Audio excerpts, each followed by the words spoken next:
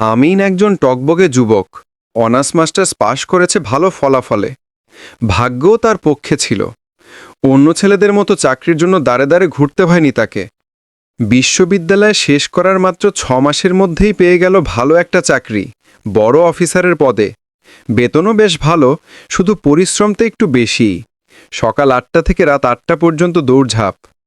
তবুও কাজের প্রতি তার ভালোবাসা ছিল প্রবল। স্বতঃস্ফূর্ততা, কর্মচাঞ্চল্য আর সৃজনশীল চিন্তাধারায় সে অল্প সময়ে সবার মন জয় করে নেয়। অফিসে কেউ তাকে অপছন্দ করত না। সময়মতো হাজিরা, নিখুঁত কাজ, তার খাতায় কখনো লাল দাগ পড়েনি।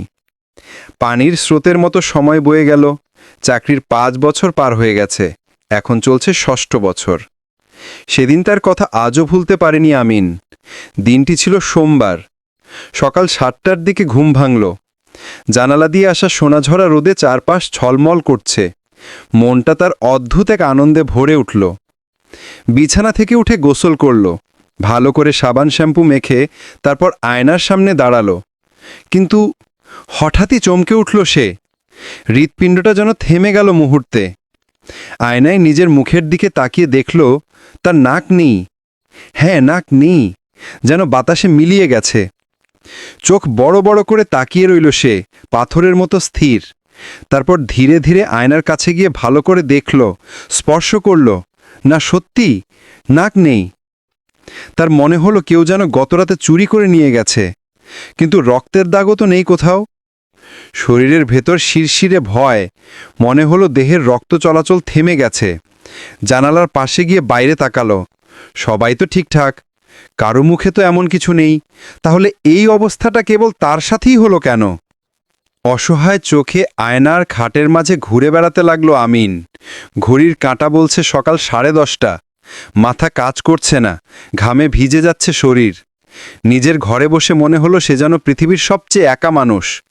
তার চোখে ভেসে উঠল মা বাবা, ভাই বোন, বন্ধুদের মুখ। ওদের সামনে সে কেমন করে দাঁড়াবে এখন? মুখটা এমন বিকৃত হয়ে গেছে যে নিজেই দেখতে ভয় লাগছে।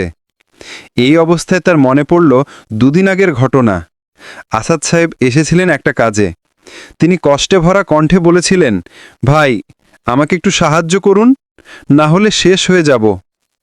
আমিন তখন অফিসে বেশ প্রভাবশালী। সে সাহায্য করতে রাজি হলো, তবে শর্ত রাখল। বলল 15,000 টাকা দিতে হবে। টাকার পরিমাণ শুনে হতবাক হয়ে গিয়েছিলেন আসাদ সাহেব, কিন্তু উপায় না দেখে টাকাটা দিতে বাধ্য হলেন। আমিন সেই টাকা নিয়ে আলমারিতে তালাবদ্ধ করল। মনে মনে আনন্দে ভরে উঠল, এত সহজে লাভ। আর আজ আয়নার সামনে দাঁড়িয়ে নিজের নাকহীন মুখ দেখে তার মনে হলো এটা নিশ্চয়ই তার পাপের ফল। সে বুঝে গেল এই হলো অন্যায় উপার্জনের অভিশাপ। সিদ্ধান্ত নিল আর নয়, এই লজ্জা নিয়ে বাঁচা অসম্ভব। আজ রাতেই সব শেষ করবে, কিন্তু তার আগে টাকাটা ফেরত দেবে। সন্ধ্যা 6টা। তাড়াতাড়ি উঠে মুখ হাত ধুয়ে কাপড় পরল। আলমারির তালা খুলে টাকাগুলো ব্যাগে ভরে নিল।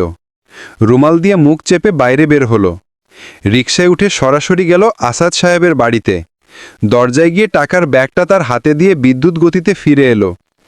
আসাদ সাহেব স্তব্ধ হয়ে তাকিয়ে রইলেন। কিছু বলার আগেই আমিন চলে গেল।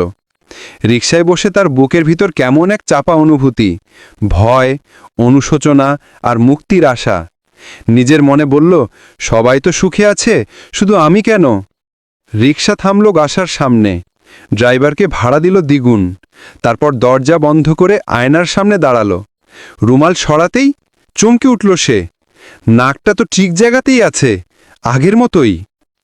আনন্দে চিৎকার করে উঠল সে, চোখে পানি এসে গেল। তার মনে পড়ল আজ সোমবার, তওবার দিন। সে কাঁদতে কাঁদতে বলল, হে আল্লাহ, আমি আর কখনো অন্যায় পথে উপার্জন করব না, শুধু হালাল পথে জীবন কাটাবো। সেদিন থেকেই আমিনের জীবন বদলে গেল। শিক্ষা: অন্যায় পথে যে অর্থ উপার্জন করে সে যত বড় পদে থাকুক, যত অর্থবিত্ত অর্জন করুক, অন্তরে শান্তি পায় না কখনো। পাপের ভয় তাকে তাড়া করে বেড়ায়, মনের প্রশান্তি হারিয়ে যায়। এটাই দুনিয়ার শাস্তি। আর পরকালে তার জন্য অপেক্ষা করছে আরও ভয়াবহ পরিণতি। তাই সময় থাকতে তওবা করে সৎ পথে ফিরে আসা জরুরি। হালাল পথে উপার্জিত জীবনে যেমন শান্তি আছে, তেমনি আছে বরকত আর আল্লাহর সন্তুষ্টি।